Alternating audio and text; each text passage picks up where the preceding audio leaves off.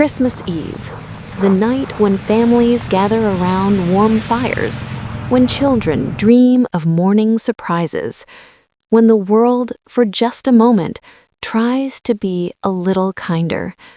But not everyone gets to experience that warmth.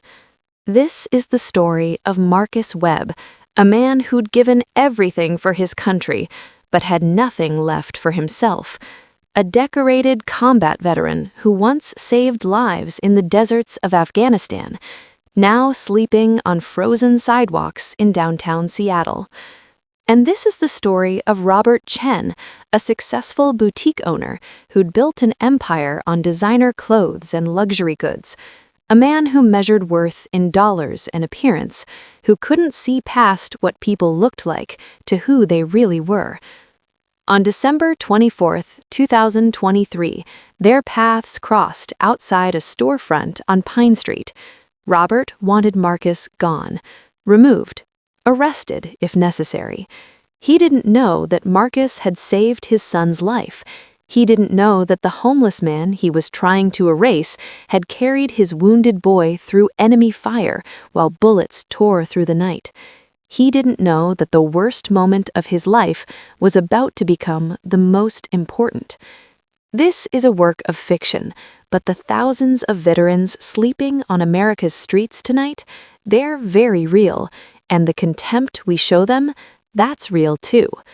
Welcome to the Marshall Chronicles, where justice finds its way and the truth will always leave you stunned. This is a Christmas story, but not the kind you're expecting. Let's begin. December 24, 2023, 6:47 a.m. Marcus Webb woke to the sound of delivery trucks and the distant ringing of Salvation Army bells. He was 44 years old, though the streets had aged him beyond his years. His sleeping bag was military grade, one of the few possessions he'd kept from his service days, and his backpack held everything he owned. 3 changes of clothes, a first aid kit, his discharge papers, and a shadow box containing his Bronze Star with Valor device, carefully wrapped in a trash bag to keep it dry. Marcus hadn't always been homeless.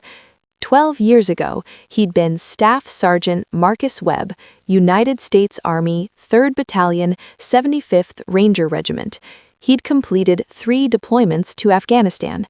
He'd led men through the worst combat zones in Helmand Province. He'd been recommended for officer training.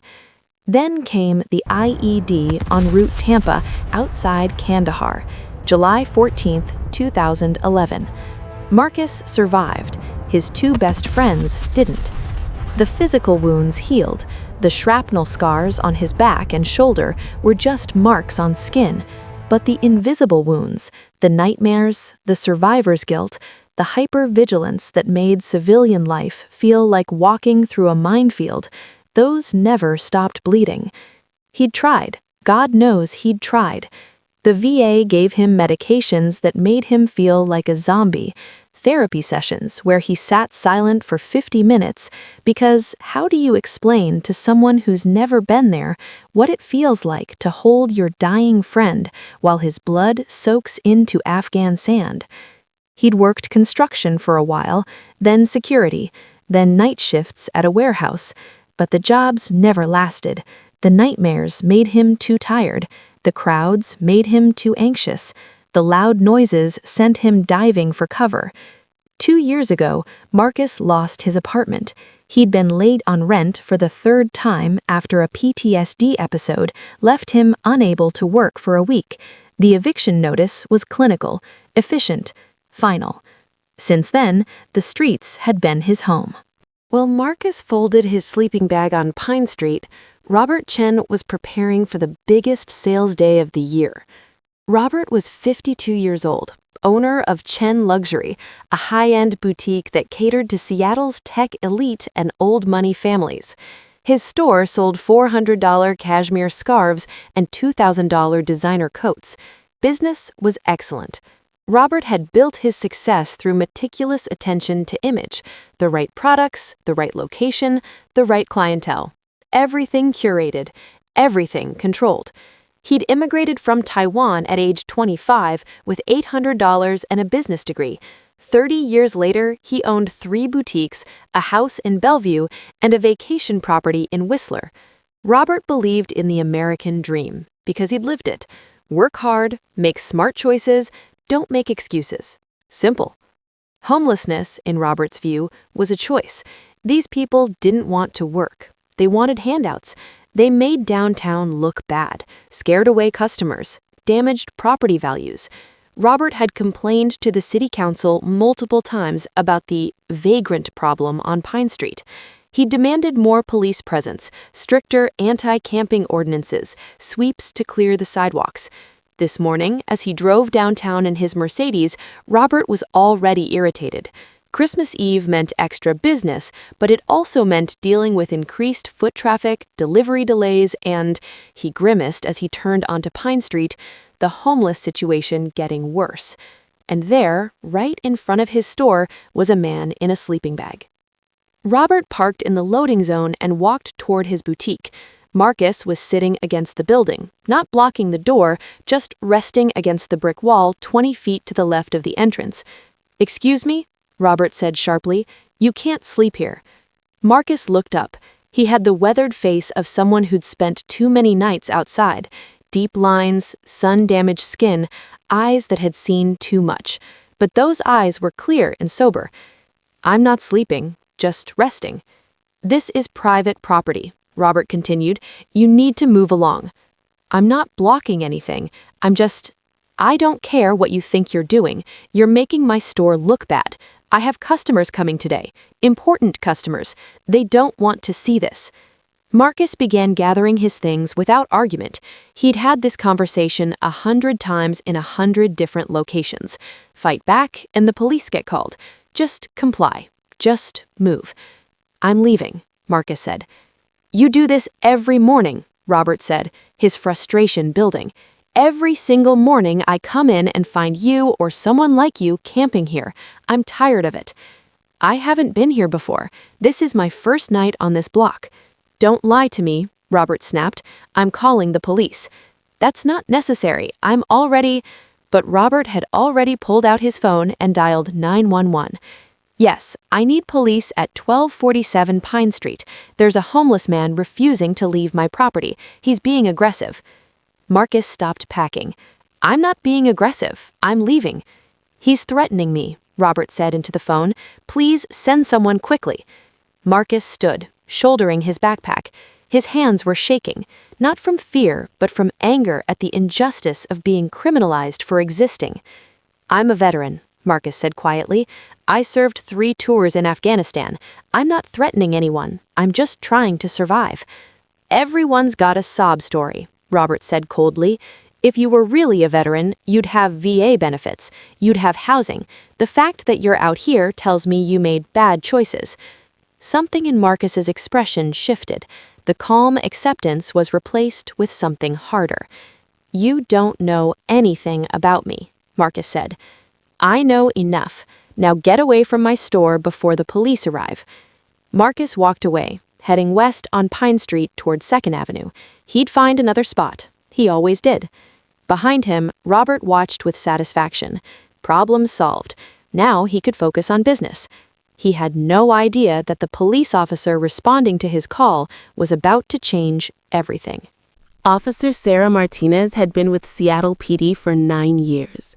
She was 34 years old, former Army military police, and one of the few officers in her precinct who genuinely tried to help the homeless population rather than just move them around.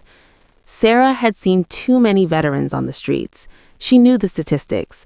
11% of the adult homeless population were veterans. Nearly 40,000 veterans were homeless on any given night. The VA tried, but the system was overwhelmed and underfunded. When the dispatch came through, unwanted subject, Pine Street, business owner requesting removal, Sarah sighed. Christmas Eve and someone was calling the cops on a homeless person. Predictable. She pulled up to Chen Luxury at 7:23 a.m. Robert was standing outside, arms crossed, watching the street where Marcus had disappeared. "Officer, thank you for coming," Robert said. "There was a homeless man camping right there." He pointed to the spot where Marcus had been sitting. "He was aggressive when I asked him to leave." "Is he still here?" Sarah asked.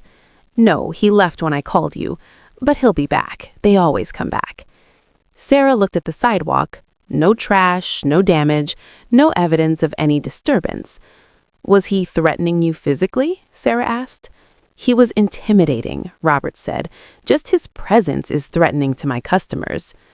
"Did he say or do anything specific?" "He refused to leave at first. He argued with me."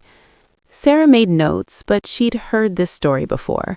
Business owner uncomfortable with homeless presence, exaggerating the threat to get police response. "Sir, if he's not breaking any laws—" "He was trespassing," Robert interrupted. "This is my property." "The sidewalk is public property," Sarah corrected gently. "Unless he was blocking your entrance or engaging in illegal activity. So you're not going to do anything?" Robert's voice rose. "I pay taxes. I contribute to this city, and the police won't even protect my business from vagrants?" Sarah took a breath, choosing her words carefully. "Mr. Chen, Robert Chen.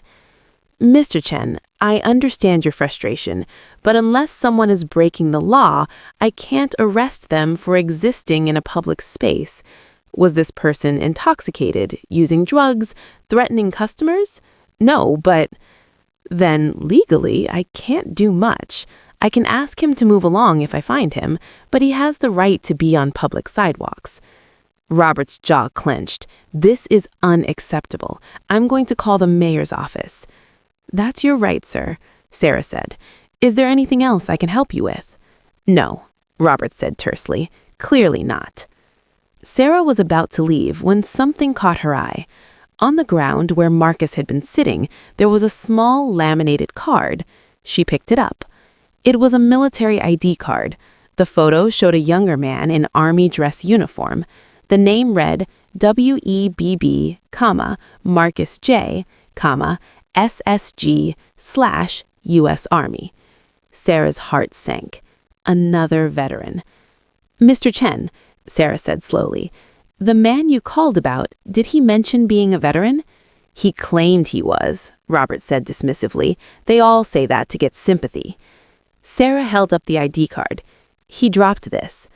Robert barely glanced at it. Probably stolen. Sarah studied the photo more carefully. Something about the unit insignia looked familiar.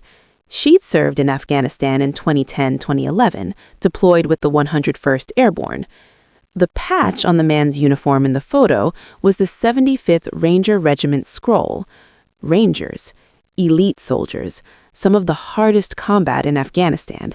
And then she saw the date on the ID, issued 2009. Her deployment overlapped with his. Sarah's mind raced back through memories. She'd been stationed at FOB Shank. The Rangers operated out of several bases, including Kandahar and Bagram, but they'd been all over Helmand province during the surge. She'd heard stories.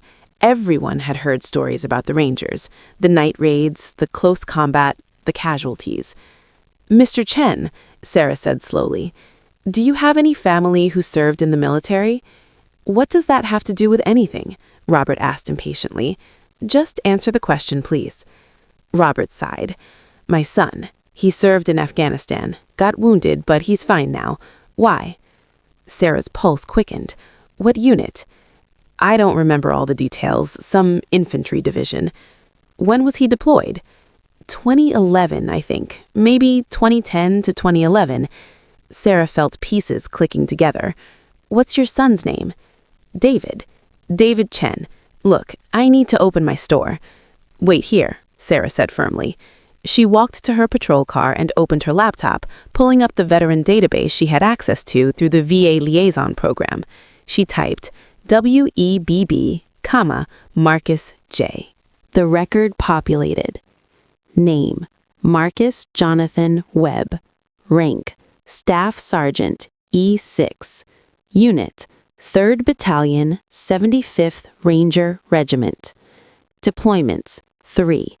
Afghanistan 2009 to 2010, 2010 to 2011, 2011 to 2012.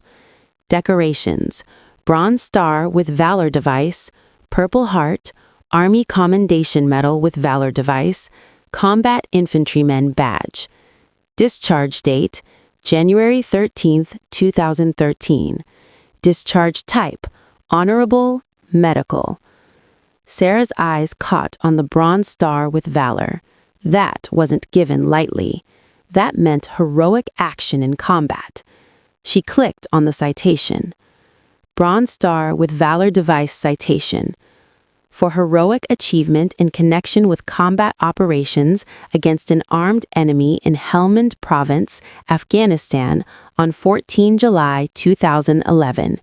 Staff Sergeant Webb's platoon came under intense enemy fire during a dismounted patrol when an improvised explosive device detonated, wounding 2 soldiers. Staff Sergeant Webb exposed himself to enemy fire to provide medical aid. Despite being wounded by shrapnel, he carried Private First Class David Chen approximately 400 meters to the evacuation point while under continuous small arms fire. Sarah stopped reading. David Chen. She looked up at Robert, who was checking his watch impatiently. The homeless man he just called a liar, a bum, someone making bad choices? That man had saved his son's life. Sarah walked back to where Robert was standing. Her expression was serious. Mr. Chen, I need you to listen very carefully to what I'm about to tell you. Officer, I really need to. Your son, David, was wounded in Afghanistan on July 14th, 2011, correct? Robert's intonation faded, replaced by confusion. Yes, how do you know that? Was he wounded by an IED during a patrol in Helmand Province? Robert's face went pale. Yes, he almost died. Another soldier saved him, carried him to the helicopter. The Army sent us a letter, but we never got the soldier's name. David doesn't remember much from that day. Why are you asking me this? Sarah held up the military ID card. The homeless man you just called the police on? The man you said was making bad choices? The man you accused of lying about being a veteran? She paused, letting the weight build. His name is Marcus Webb, Staff Sergeant Marcus Webb, and he's the soldier who saved your son's life. The color drained from Robert's face completely. That's not possible. Sarah pulled out her phone and showed him the Bronze Star citation. It says right here, July 14th, 2011, he carried Private First Class David Chen 400 meters under enemy fire while wounded himself. Your son is alive because of him. Robert's hands trembled as he read the citation. His eyes moved over the words again and again, not processing, not believing. No, he whispered. That man, he was homeless. He was a hero. Sarah said quietly. He's a decorated combat veteran who saved your son's life and came home with wounds you can't see. Robert's knees buckled slightly. He caught himself against the storefront window. I called him a liar, Robert said, his voice breaking. I said he made bad choices. I said if he was really a veteran, he'd have housing. A lot of people say things like that. Most people don't realize they're talking about someone who saved their child's life. Robert looked down the street where Marcus had walked away. I need to find him. I need to apologize. I need to... His voice broke completely. He covered his face with his hands. Where would he go? Sarah asked. I don't know. West on Pine, towards 2nd Avenue. Stay here. I'll find him. Sarah drove slowly down Pine Street, scanning the sidewalks and doorways. At 2nd Avenue, she spotted him, sitting on a bus stop bench, backpack at his feet, staring at nothing. She parked and approached slowly. Veterans with PTSD could be easily startled, and the last thing she wanted was to trigger him. Excuse me, are you Marcus Webb? Marcus looked up, wary. Yeah, am I in trouble? No, sir, not at all. Sarah held up the ID card. You dropped this. Marcus took it, relief crossing his face. Thank you. I didn't even realize. Staff Sergeant Webb, 3rd Ranger Battalion, 3 deployments. Marcus's expression hardened. What do you want? Nothing. I just want to talk for a minute. I'm Sarah Martinez. I served too. 101st Airborne, 2010-2011, FOB Shank. Something in Marcus softened slightly. You were at Shank? That was a rough posting. Not as rough as what the Rangers were doing, Sarah said. I read your citation, July 14th, 2011. Marcus looked away. I don't talk about that. I understand, but I need to tell you something. The man who called the police on you this morning, Robert Chen, that's David Chen's father. Marcus went very still. What? The soldier you carried 400 meters while wounded, that was his son. Marcus's face went through several expressions: confusion, recognition, disbelief, and finally, something like grief. David Chen, Marcus repeated softly. Kid from Seattle, 20 years old, wanted to be a teacher after his service, took shrapnel to his legs and chest. He survived, Sarah said, because of you. I did what anyone would have done. Not anyone, Sarah said. You. You exposed yourself to enemy fire. You got wounded doing it. You saved his life. Marcus was quiet for a long moment. Is David okay? He finally asked. I don't know, but his father is back at the store and he wants to talk to you. I don't need his pity. It's not pity, it's guilt, Marcus interrupted. He feels bad because he didn't know, but in an hour, in a day, he'll forget. I'll still be homeless. Nothing changes. Maybe something could change, but you won't know unless you give him a chance. Marcus looked at her for a long moment, then back down at his hands. I saved his son, Marcus said quietly, and 12 years later, he treated me like trash. I know. Do you? Do you know what it's like to give everything for this country and have people look at you like you're garbage? Sarah thought about her own struggles after service, the adjustment, the isolation, the way people thanked her for her service but never asked what she needed. Not exactly like you've experienced it, Sarah admitted, but I've seen it, and it's wrong. Marcus stood, slinging his backpack over his shoulder. Tell Mr. Chen he doesn't need my apology. Tell him I'm glad his son is alive. That's enough for me. He started walking away. Marcus, Sarah called after him, it's Christmas Eve. You're going to be out here in the cold tonight. I've survived worse. I know you have, but you shouldn't have to. Marcus kept walking. Sarah returned to find Robert sitting on the sidewalk outside his store, his expensive suit jacket wrinkled, his face in his hands. Did you find him? Robert asked immediately. I did. Where is he? I need to talk to him. He doesn't want to talk to you, Sarah said gently. Robert stood. I need to apologize. I need to thank him. My son is alive because of him, and I treated him like... His voice broke again. Mr. Chen, Sarah said, I understand what you're feeling, but Marcus has been on the streets for 2 years. He's been treated like trash by hundreds of people. An apology isn't going to change his life. Then what should I do? Robert asked desperately. I can't just let him go back out there. Sarah thought carefully about her next words. You said you have 3 stores. I'm assuming you have employees. Yes, about 20 across all locations. Do any of them have backgrounds that might make them hard to employ elsewhere? Criminal records, gaps in employment history, struggles with mental health? Robert looked uncomfortable. No, I screen very carefully. I only hire people with clean backgrounds and good references. Exactly, Sarah said. You hire people who don't need chances. You hire people who've already succeeded. Robert started to understand where she was going. Marcus needs more than an apology. He needs a job, housing, stability, healthcare, structure. He needs someone to give him a chance. I can give him money, Robert said. I'll write him a check right now, whatever he needs. That's not what he needs, Sarah said firmly. He doesn't need charity. He needs dignity. He needs purpose. Robert was quiet, processing. I don't know how to help someone like him, he admitted. I don't know what he needs. Then learn, Sarah said. You spent your whole life building businesses, building wealth. Now build something that matters. Give that man who saved your son's life an actual chance to rebuild his."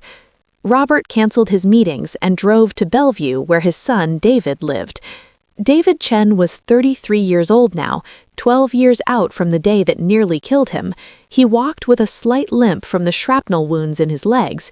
He had scars across his chest and shoulder, but he'd survived. He was a middle school teacher, just like he'd wanted to be. Robert rarely talked to David about Afghanistan. It was too painful, too close to the worst day of Robert's life, the day he'd gotten the call that his son had been wounded in combat and might not survive. But today, Robert needed to know. "David, I need to ask you about something." David looked up from grading papers. "What's wrong, Dad? You look terrible." "July 14th, 2011, the day you were wounded. Do you remember?" David's expression shifted. He didn't like talking about it either. "Some of it. Why?" "The soldier who saved you. Do you remember his name?" "Webb. Staff Sergeant Webb. I don't remember his first name. It's all fragmented. I remember the explosion, the pain, and then someone was carrying me. I remember his voice telling me to stay awake. I remember him screaming for a medic." "Marcus," Robert said quietly. "His first name is Marcus." "Yeah, that sounds right. The Army sent us a letter months later with the citation, but I never tried to contact him. I didn't know how. Why are you asking?" Robert's voice shook as he answered. "Because I met him this morning, and I treated him like garbage." Then Robert told David everything. The homeless man outside the store, the police call, the discovery, the apology Marcus refused. David listened in silence, his face going through the same emotions Robert had experienced. "Where is he now?" David asked. "I don't know." "We need to find him," David said immediately. "Dad, that man saved my life. He's the reason I'm alive, the reason I got to become a teacher, the reason I got married, the reason I exist. And he's homeless?" "I know." "No, you don't know," David said, his voice rising. "I owe him everything. Everything I've done in the past 12 years, I only got to do because he risked his life for me, and we let him slip through the cracks." Robert had never heard his son so passionate. "What do you want to do?" Robert asked. "Find him," David said. "Find him and bring him home." Robert and David spent the afternoon searching downtown Seattle. They checked shelters, warming centers, meal programs, anywhere a homeless veteran might go on Christmas Eve. At 4 p.m., they found Officer Martinez at a coffee shop on her break. "Have you seen Marcus?" David asked. Sarah recognized him immediately, older version of the face she'd seen in combat records. "You're David Chen." "Yes, where is he?" "Yes, where is he? Where's the man who saved my life?" "Last I saw, he was heading toward Pioneer Square, but David, he doesn't want to be found." "I don't care," David said. "I'm not spending Christmas knowing he's out there alone." Sarah considered this, then made a decision. "I'll help you look." Scene: finding Marcus again. They found him at 6:30 p.m. as darkness fell and Christmas lights illuminated the city. Marcus was sitting on the steps of the Seattle Public Library, eating a sandwich from a meal program, his sleeping bag already rolled out beside him. Robert, David, and Officer Martinez approached slowly. Marcus saw them coming and stood, defensive. "I told you I don't want—" He stopped when he saw David. For a long moment, the two men stared at each other. "Staff Sergeant Webb?" David said quietly. Marcus's face showed recognition, disbelief. "Chen? David Chen?" "Yeah." "You're—" Marcus's voice failed. "You made it. You're alive. Because of you." Marcus shook his head. "I was just doing my job." "Your job was to leave me there when you got hit by shrapnel," David said, stepping closer. "Your job was to save yourself. But you didn't.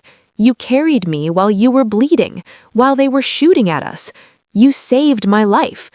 Anyone would have. No, not anyone. You. You did that. And then you came home to this? He gestured at the sleeping bag, the backpack, the street. I'm fine, Marcus said, but his voice wavered. No, you're not, David said gently, and that's okay, but you don't have to be alone anymore. Robert stepped forward. Mr. Webb, I owe you an apology that I can never fully give. I was cruel. I was judgmental. I looked at you and saw only what I wanted to see.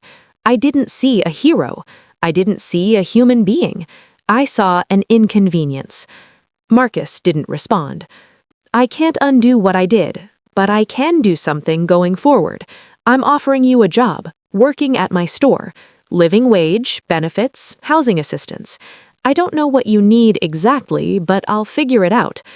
I don't need charity, Marcus said. It's not charity, Robert said. I need employees I can trust, and I trust the man who saved my son. I don't know anything about luxury retail. You know about discipline, reliability, showing up even when it's hard. That's more than most people. The rest I can teach you. Marcus looked at David, who nodded. We've got a guest room. You can stay with us until you get on your feet. My wife and we've been talking about it all afternoon. We want to help. Why? Marcus asked, his voice breaking. Why now? Because I spent 12 years not knowing how to find you. 12 years wishing I could say thank you, and now I have the chance. Please don't walk away. Marcus stood silent, emotions warring across his face. Pride, shame, hope, fear. He finally said, I have PTSD. I have nightmares. I can't be around fireworks or loud noises. I'm not easy. Neither am I. I still have nightmares about that day. Maybe we can figure it out together. At 8 p.m. on Christmas Eve, Marcus Webb sat at David Chen's dining room table. He'd showered for the first time in a week. David had given him clean clothes. The house was warm and smelled like dinner cooking. David's wife, Jennifer, had made enough food for an army. Ham, mashed potatoes, green beans, fresh bread. She'd insisted Marcus was welcome, that anyone who saved her husband's life was family. Robert sat across from Marcus, still processing everything that had happened in the past 12 hours. I spent 30 years believing success was about money, Robert said quietly, about building businesses, accumulating things. I thought people were homeless because they didn't try hard enough. He looked at Marcus. I was wrong, and I'm sorry. Marcus nodded slowly. I was angry at you. I still am a little, but I'm angry at a lot of people, and I'm tired of being angry. What do you need? Robert asked. Really, what do you need to start over? Marcus thought about it. Structure, purpose. I need to feel useful again. The army gave me that. The streets took it away. Then we'll build it, Robert said, however long it takes. June 2024. Marcus Webb stood behind the counter at Chen Luxury, helping a customer find the right size jacket. He was wearing a clean uniform, the company dress code, and his name tag read Marcus, sales associate. He'd been working there for 6 months. The first few weeks were rough, adjusting to schedules, dealing with the anxiety of customer interactions, managing the triggers that still came without warning. But Robert had been patient. He'd worked with VA counselors to understand PTSD. He'd made accommodations, a quiet break room, flexible schedules around therapy appointments, and training for all staff on trauma awareness. Marcus had his own apartment now, a studio in Capitol Hill, that Robert helped him secure. He was seeing a therapist twice a week. He'd reconnected with his sister, who lived in Portland and hadn't known he was homeless. He still had hard days when the nightmares were too intense, days when crowds felt overwhelming, days when he wondered if he deserved this second chance. But Robert checked in weekly. Robert had become something like a mentor. Officer Martinez stopped by sometimes to see how he was doing, and slowly Marcus was rebuilding. One evening, as Marcus was closing the store, Robert approached him. I want to show you something. Robert pulled out his phone and showed Marcus a news article. Local business owner creates program to employ homeless veterans. The article detailed how Robert had partnered with VA outreach programs and homeless services to create a hiring initiative specifically for veterans. 3 more former soldiers had been hired across his stores. He was working with other business owners to expand the program citywide. "You did this?" Marcus asked. "You inspired it. I spent my whole life building a business. Now I'm trying to build something that matters." Marcus read the article, his throat tight. "This will help people." "I hope so, but it wouldn't exist if I hadn't met you, if you hadn't shown me what I'd been blind to." 1 year after the worst and best day of Robert Chen's life, Marcus Webb stood in Robert's living room at the annual Christmas Eve gathering. David was there with Jennifer and their newborn daughter. Robert's wife, who'd embraced the work her husband was doing, had invited the other veterans he'd hired. Officer Martinez came in uniform after her shift. Marcus held David's baby, a little girl named Sarah, after the officer who'd connected them all. "She's beautiful," Marcus said. "She wouldn't exist without you," David said quietly. "None of this would." Robert raised a glass. "To second chances, to seeing what matters, and to the man who saved my son and taught me how to be better." Everyone raised their glasses. Marcus looked around the room, at the people who'd become his family, at the life he'd rebuilt from nothing, at the proof that redemption was possible, even in the darkest moments. "Merry Christmas," he said. And for the first time in years, he meant it. On any given night in America, nearly 40,000 veterans are homeless, men and women who wore the uniform, who served their country, who sacrificed everything, sleeping on streets, in shelters, under bridges. We walk past them, we complain about them, we call police to move them along. We rarely ask their stories. We rarely see their service. We rarely remember that they answered the call when their country needed them. Robert Chen learned this the hardest way possible. The man he tried to erase from his sidewalk had saved his son's life. But here's the truth that matters more than one story. Every homeless veteran has a story. Every person struggling on our streets is someone's son, someone's daughter, someone's hero. Marcus was lucky. He encountered someone whose perspective changed just enough, just in time. But thousands of other veterans won't be that lucky. They'll spend another Christmas Eve in the cold, another year forgotten. This is a fictional story. But the problem is real. The solution is real too. It starts with seeing people, actually seeing them. It starts with asking what they need instead of assuming they're lazy or broken or beyond help. It starts with second chances, with dignity, with recognizing that anyone can fall and everyone deserves a hand up. Robert didn't just give Marcus a job. He created a program that helped dozens more. One changed life became many changed lives. That's how change happens.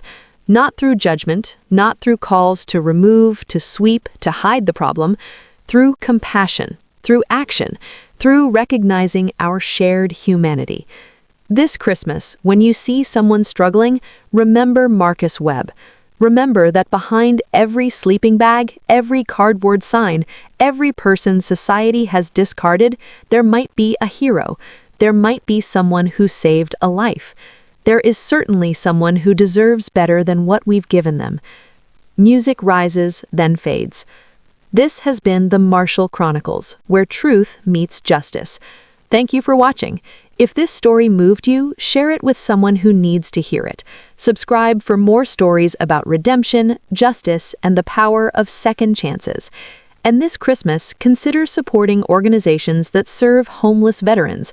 They need more than our thanks. They need our action. Merry Christmas, and may we all learn to see what really matters. Until next time.